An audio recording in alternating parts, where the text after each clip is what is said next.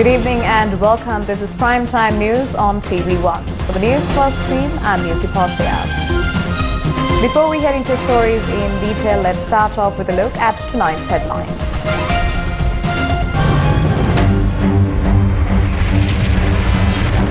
An invitation from the President to form an all-party government. සර්වපාක්ෂික ආණ්ඩුවක් පිහිටුවීම උදෙසා එක්වෙන ලෙස මම යලිත් මේ පාර්ලිමේන්තු නියෝජිතයන් කරන සියලු පාර්ශ්වයෙන්ම ඉල්ලා සිටිනවා. Opposition leader accepts President's invitation for talks on way forward. Andra Dissanayake disagrees with President's all-party solution. Goal-faced protesters given 2 days to vacate.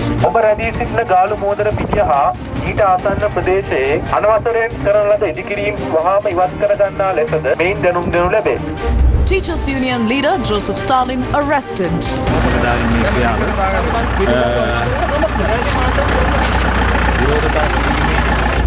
US Speaker's controversial visit to Taiwan ends.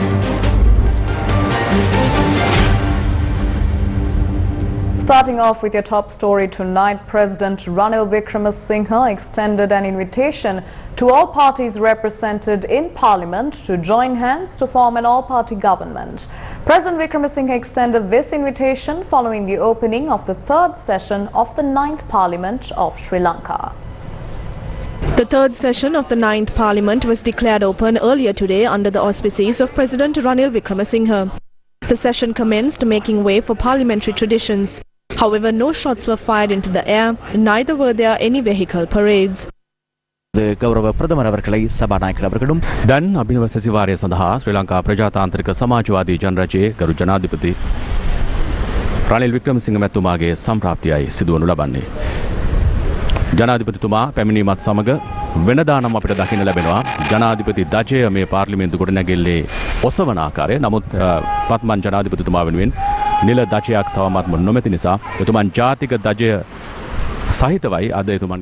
The Triforces saluted the President after hoisting the national flag. සිවිදම්දා සම්මාන මුරේ ඉතිරි කොට කරගෙන යාමට ඔබතුමාගේ අවසරය පතමි. ජනාධිපතිතුමනි.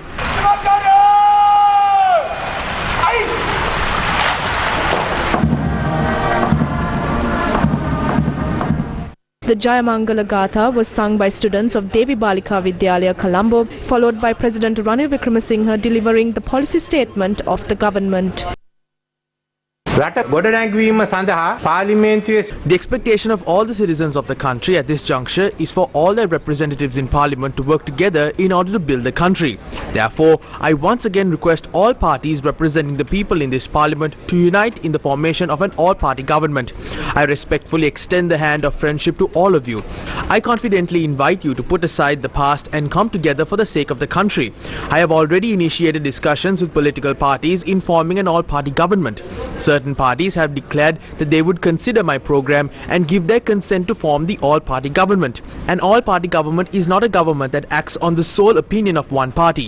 It is a government that comprises of the views of all parties within a common policy framework and implemented after decisions are made. I wish to reiterate to this House the importance of an all-party government in order to resolve this crisis and establish stability in an expeditious manner. The President emphasized that he will establish a body that works to protect the legal right to peaceful protest. I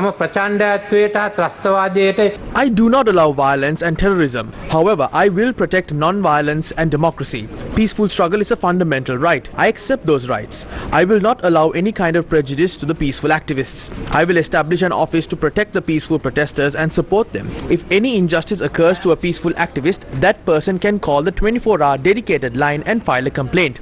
A committee headed by a retired judge will examine the complaint and take the necessary measures accordingly. If there are individuals who have participated in such illegal activities, either unknowingly or due to the influence of others, a plan will be made to act sympathetically towards them. However, if there are any individuals who intentionally violate the law and engage in violent and terrorist acts, legal action will be taken against them. I will not allow anyone to act outside the law.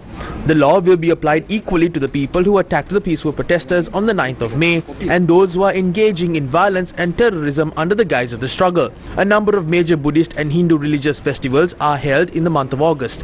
These festivals are one of the reasons for the increasing number of tourist arrivals in the country. Although some groups are trying to disrupt these festivals by creating a turbulent background in the country, the security forces are keeping an eye on such behaviors.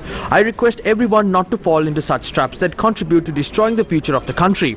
Currently, places have been allocated by the Colombo and Kandy municipal councils for peaceful protests. Municipal councils are also acting in order to provide the necessary facilities for the activists who are protesting in those areas. So I kindly request the people not to stay in unauthorized places anymore. අනවසර ස්ථානයනි තවදුරටත් රැඳී නොසිටින ලෙසයි. Will we get a solution for the fuel crisis? අප ඉදිරියේ ඇති කෙටිකාලීන ප්‍රධාන ගැටලුව වන්නේ ඉන්ධන හිඟයයි. Presently, the immediate requirement before us is fuel. While appreciating the international assistance in addressing the fuel shortage, it is timely now that we initiate a system for such importance for our own export income and foreign remittances. We also have to limit selected imports in order to balance the payment of fuel. On the other hand, fuel supply has to be curtailed. These hardships would to be borne until the end of this year. There are groups spreading violence near fuel stations. Complaints are being received about people breaking the queue by force without allowing the people who have been in queue for days to obtain fuel. Such unruly conduct cannot be allowed.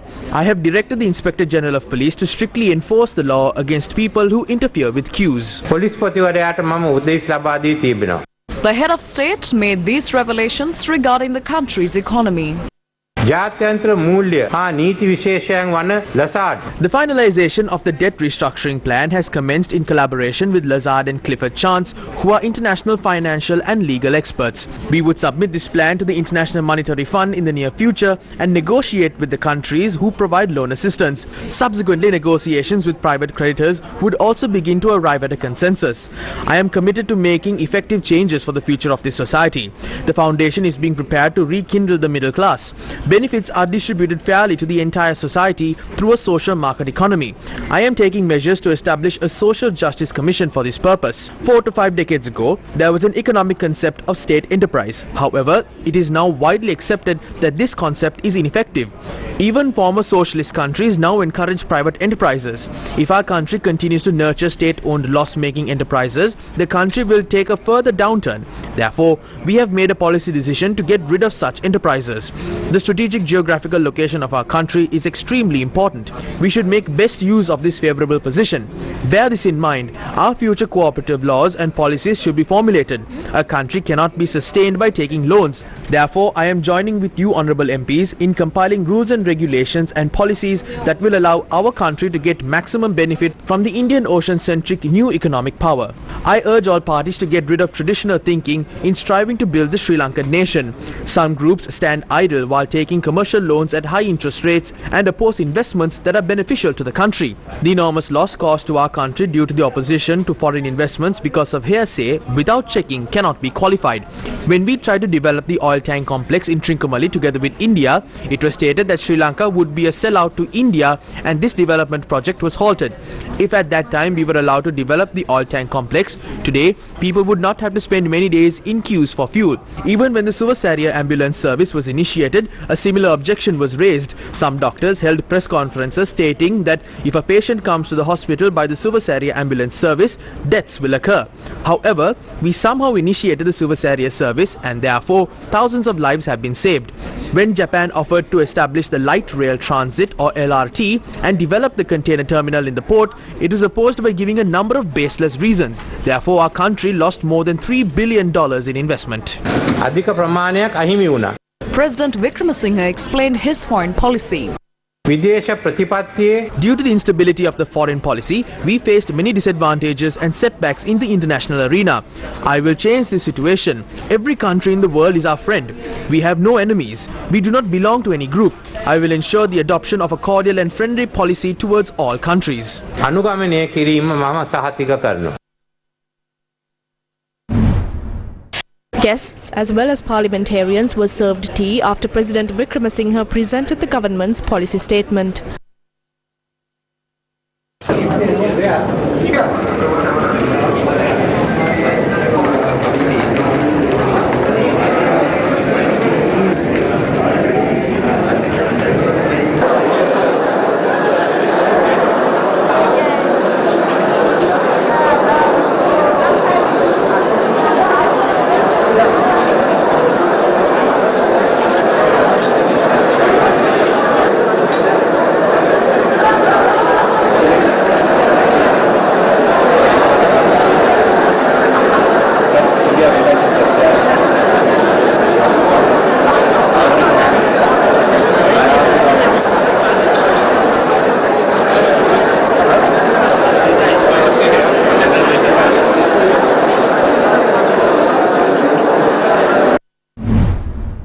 Sajith Premadasa, the leader of the Samagi Jana Balawegaya, has informed President Wickremesinghe that his party will accept the President's invitation to discuss matters pertaining to the 19th Amendment to the Constitution and the reintroduction of the Parliament Monitoring Committee system.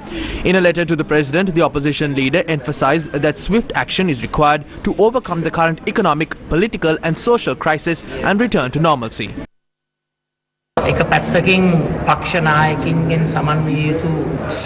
On one hand, we have to establish a committee which consists party leaders. On the other hand, we must adopt a governing system that encompasses the people's mandate. I would like to see a monitoring committee system that further strengthens Parliament. Attempting to enter an all-party government with the ulterior motive of obtaining ministerial portfolios is a massive burden on the people of this country. That is not what we mean by an all-party government. I am hoping that won't be the case here. The culture of poaching MPs needs to stop. Parliamentarians commented on the throne speech delivered by the President today.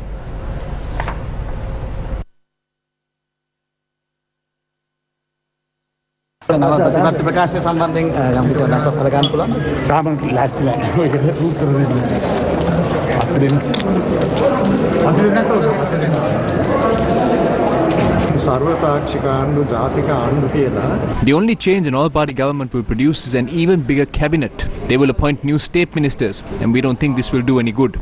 People are under tremendous pressure. We have already invited the President to discuss this, and we expect to meet him tomorrow afternoon. We will present our ideas to him. We hope this will bring solutions. I will support it. I belong to the New Lanka Freedom Party. Our party has decided to support the all-party government. He had invited us to meet him on the 5th of August. We have already presented several proposals to the all-party government. We hope to openly discuss possible political reforms. Everyone coming together during these times is good. We are watching the way it's going to be done. We are curious to see how this is being done. We are hoping to hold discussions with all the parties and find a solution to these issues. We hope to extend our support to the President. We don't have any doubts in this regard. Depending on the circumstances, we will give our fullest support to restore the country back to normalcy. We need to give more priority to our country rather than our own political parties. We believe that there will be an all-party government. We will discuss as a party together with our leader Maithripala Sirisena and other members. We will reach a final decision at the party central committee meeting. This is my personal view. I think we should give the new President some time. Therefore, we will support him. We received a letter inviting us to join the all-party government. We also sent a letter extending our support. We will meet him on Friday. I believe that we need to have this all-party government program. Our future generations will point fingers at us if we don't take this decision today. They still haven't discussed the portfolios in the all-party government. I don't think we need to discuss that right now. There will be a meeting between our party leader Sajith Premadasa and President Wickremesinghe on how to carry out this all-party government on Friday. After this meeting, let's see how we can implement this program. We had discussions with political party leaders representing the ruling faction yesterday and today as well. There will be meetings tomorrow as well. We will continue our discussions with other parties starting tomorrow and reach a consensus on how to implement this all-party government program. Members of the Tamil National Alliance held a discussion with President Ranil Wickremesinghe at the President's office today. This was in relation to his request that we have a broad dialogue with him in relation to all-party national program. We have told him that in formulating such a program, we will assist him, we will give our fullest cooperation. Once that program is formulated, thereafter we will take our decisions with regard to how we can assist. We also discussed the Tamil national question, the solution to that through new constitution, immediate issues with regard to political prisoners release, the disappeared, land grab by various means. All of that was discussed. We even discussed the economic recovery through investments that can be brought into the north and east, making the north and east a special economic zone. We also told him that without distracting the focus, the government must stop going after the peaceful protesters, in which case we will also be able to support the government, tackle the economic crisis. If not, we will also have to protest about these measures taken by the government. Taking a look at a headline-making story tonight, leader of the National People's Power, Andrew Kumar Dissanayake, made the following remarks regarding the president's speech. Nowhere in his speech does the president clarify the responsibilities vested with this interim government. Neither does he say anything about the time frame allocated to the interim government. The president is indirectly saying that this government will continue for another 3 years with him at the helm, completing his tenure. We presented proposals to ensure equal rights for every component member of an all-party government. However, our efforts were unsuccessful. Now Ranil Wickremesinghe is asking everyone to join the government, which consists of himself and the Rajpaksas. That is not an all-party government. We will not be partakers of such a government. Andrew Kumar Dissanayake said the following regarding the president's comments on Aragalaya activists. He says he will protect and support the peaceful protests as well as help them take it forward, but also arrest and suppress those who commit terrorist acts. Now, who are those so-called terrorists Ranil Wickremesinghe has arrested so far? One terrorist sat on the president's chair in the president's house. Another 4 terrorists who handed over money found at the president's house to the police have also been arrested. Another Aragalaya terrorist is a young man who slept on the president's flag. Now a man has been arrested for being the first person to enter the president's house. This is a terrorist, according to Ranil Wickremesinghe. What he is attempting to do is to hunt down the groups leading the struggle by labeling them as terrorists. Democracy is like the icing on a cake, but underneath is a rotting and poisonous cake. His next story was that the activists and protesters hindered the development of the country. He used the Trincomalee oil tank as an example. Energy Minister Chandima Weerakkodi presented a cabinet paper to develop 16 oil tanks under the Petroleum Corporation. Ranil Wickremesinghe was then Prime Minister. What was the first cabinet paper published by Ranil Wickremesinghe? The cabinet paper cancelling the one presented by Chandima Weerakkodi. Therefore, he is the one who hindered development. He also says that he did not object to taking loans from the international market. Who borrowed the most? From 15 to 19. That's close to 4 times as much as Mahinda Rajapaksa borrowed in just 4 years. Therefore, this entire statement is a statement by President Ranil Wickremesinghe against Ranil Wickremesinghe. Let's now toss over to a short commercial break. Do stay with News First. We'll be right back.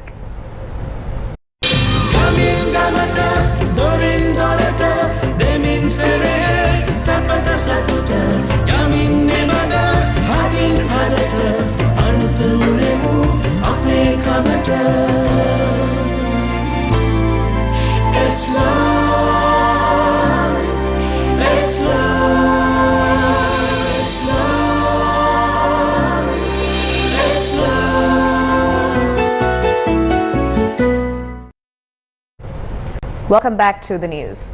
Human Rights Watch in a statement today said that the Sri Lankan government is using emergency regulations to harass and arbitrarily detain activists seeking political reform and accountability for the country's economic crisis.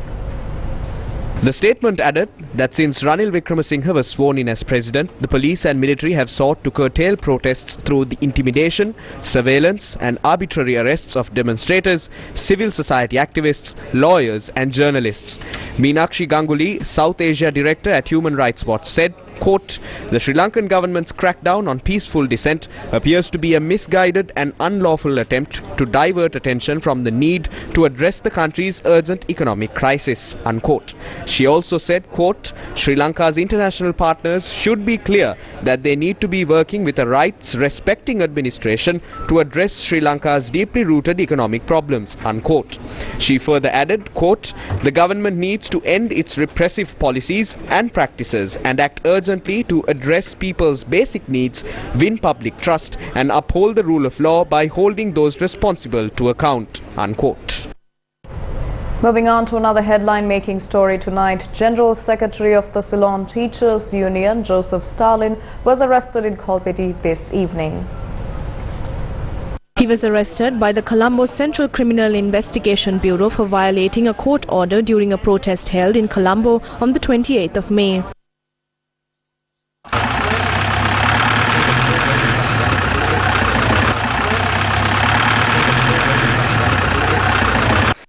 Media Secretary of the National Bhikkhu Front, Venerable Koswatte Mahanamatera, was also arrested this afternoon. He was arrested by the Kirulapana police in connection with the protest held opposite the police headquarters. Still in local news, police today informed the protesters at Golf Face to remove all illegally set up tents and camps on Government and Urban Development Authority property before 5 p.m. on Friday. The police said all those who are illegally occupying Golf Face and adjacent areas must vacate before 5 p.m. on Friday, the 5th of August 2022. The police have also requested them to remove the cultivation at the Golf Face protest site. A statement from the Fort Police noted that those who do not comply with the instructions will be dealt in accordance to the law.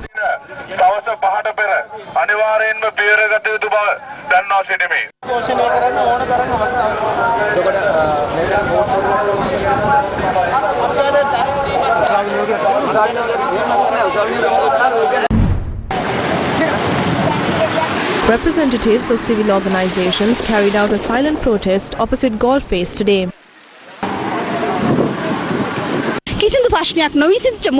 At a time where there are no solutions, Ranil came to power. Millions of people took to the streets not to make Ranil the president. Ranil did not even have a vote to come to parliament. He had no mandate. Millions of people took to the streets not to make a person like him the president. This is an absolute joke. This is a question of pride and people's liberty.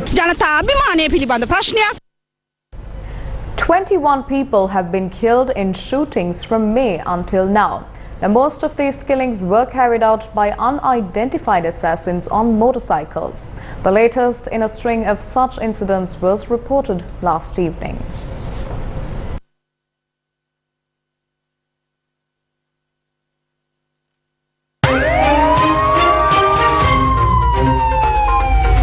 Crime Watch.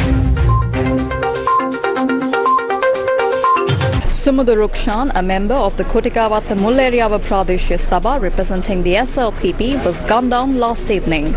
According to the police, 2 men on a motorcycle had carried out the shooting.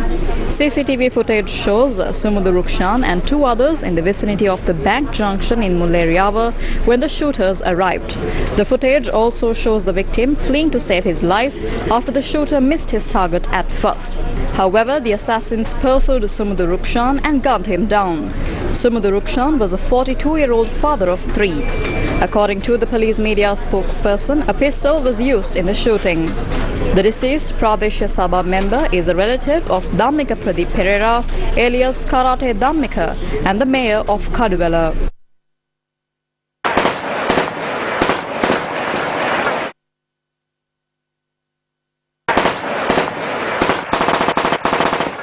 An individual was gunned down by unidentified gunmen in Gammaddeguda Ratgama in Gaul on the 31st of last month. Based on the information obtained by the police, the assassination was a contract killing and fake license plates had been used on the bike.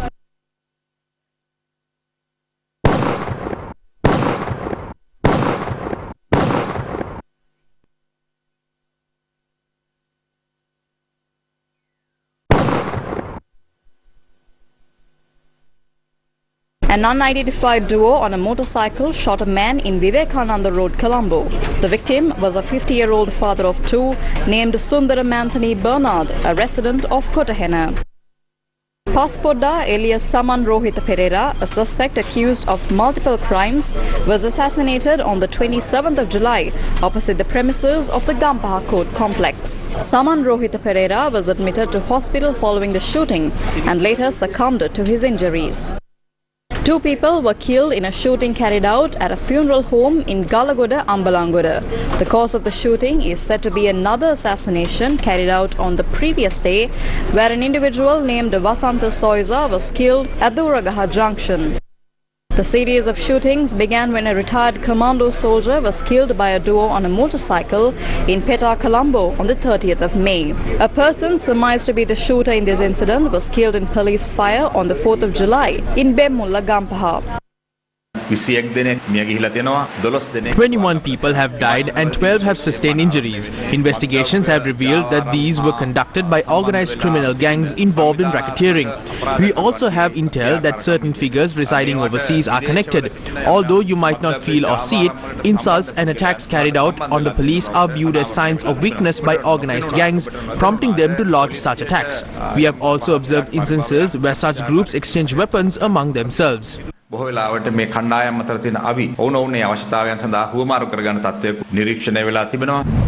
ආර්ථික උද්දමනය රටක ඇතිවෙච්ච අවස්ථාව. In times of economic strife in the country, it is natural for such crime wave to spring up as a result on the pressure it exerts on the society as a whole. At present, the police have gone beyond their call of duty to maintain peace and order, such as controlling protests, monitoring the distribution of gas, fuel and so on.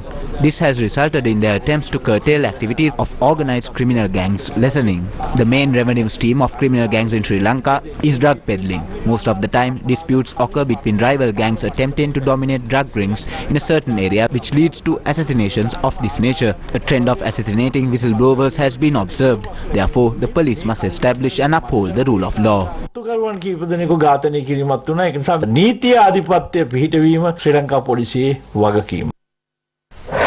News First with the people.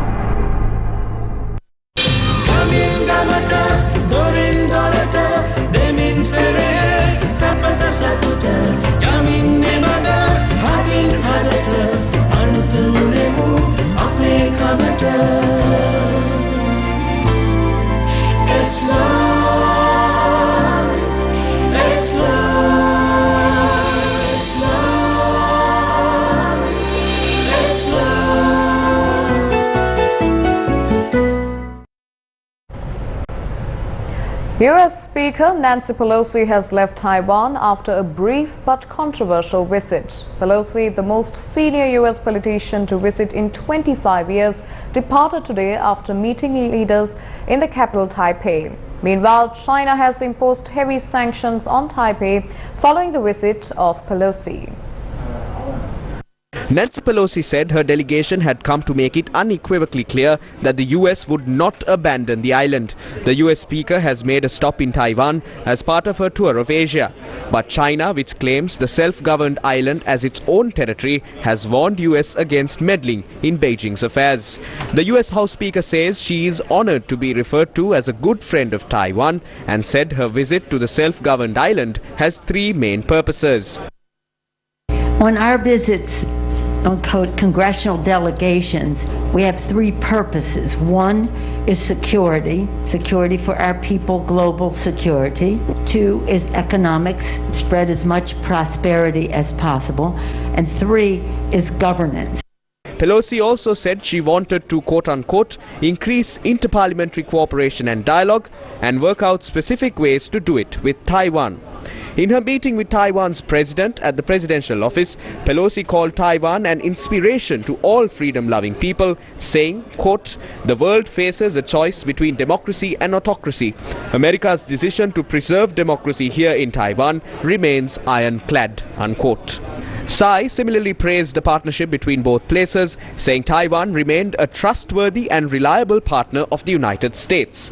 As Pelosi's plane touched down last night, Chinese state media reported that its military jets were crossing the Taiwan Strait. Taiwan denied those reports at the time, but later said that more than 21 Chinese military planes had entered its air defense zone yesterday. Within an hour of Pelosi's arrival, China announced that the People's Liberation Army will conduct a series of live-fire military drills in the air and at sea around Taiwan later this week, warning ships and aircraft not to enter the affected areas.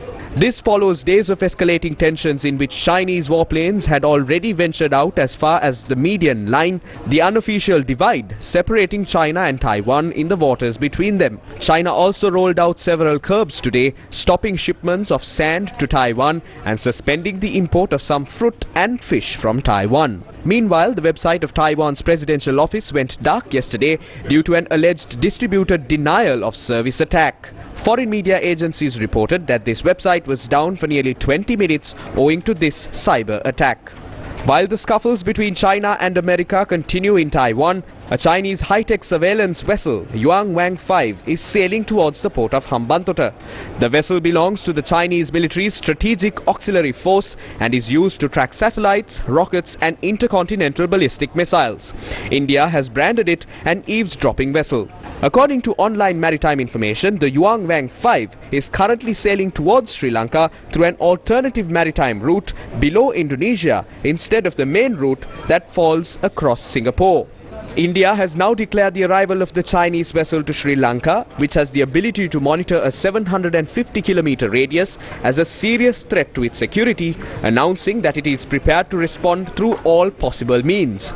The vessel is expected to call on the Hambantota port on the 11th of August. India, a member of the Quad made up of the United States, Japan and Australia, stands for a free and open Indo-Pacific approach. Will Sri Lanka be in the firing line of India and China's race for ocean dominance, stemming from a dispute centering Taiwan? Minister of Power and Energy Kantana Wijesekara said the unloading of the diesel ship, for which the payment was made yesterday, will take place today. In a tweet, the minister said that the Petroleum Corporation signed a one-year contract for the provision of jet fuel. It is expected that the first stock will be received between the 12th and 14th of August. In addition to this, the minister tweeted that an advance has been paid for a petrol and diesel ship. For nearly a month, the Divya Savya program has lent a helping hand to the suffering masses in every corner of the country, supporting them to survive these arduous times. The 28th day of the Divya Savya program was held centering the Mullaitivu district today. Packs of essential items were distributed among several poverty-stricken families at 3 locations in the Mullaitivu district today. The ambition of the Divya Savya program is to distribute essential items among families hardest hit by the current economic crisis. The Divya Savya program is proudly supported by the LOLC Holdings.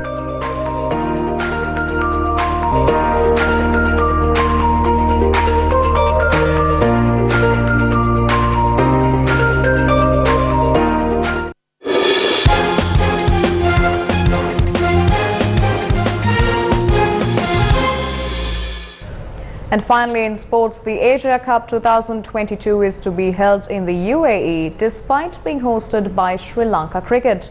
Now, convening a media briefing, Sri Lanka Cricket commented on the decision taken by the Asian Cricket Council to not have the tournament in Sri Lanka. They felt that tournament of this magnitude with the current situation couldn't have been played here because they didn't want to take any chances due to the fact if the tournament got cancelled, all the member countries would have had to fund ACC. And the reason why they didn't want to take a chance was due to the fact that the sponsors were finding it difficult to get the insurance for the tournament, and also they were finding it difficult to get the security clearance for their crew to come here.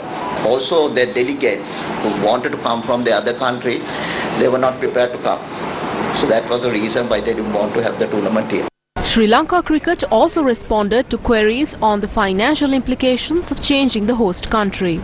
After the ACC took the decision to hold the tournament in UAE, now UAE will get only the ticket sales. So from the ticket sales, they will conduct the tournament, total tournament. So we don't have to spend anything on that. We will still get the host fee, which is 2.5 million, which will go into our account. In addition to that, the UAE also has promised from the ticket sales to give us another 1.5 million, which will add up to 4 million. With that 4 million, you will get another 2.5 million, between 2 to 3 million dollars after the tournament from the ACC, which all the participation countries will get it. And with that, it's a wrap of primetime news here on TV1. For the News First team, I've been Niti Take care and good night.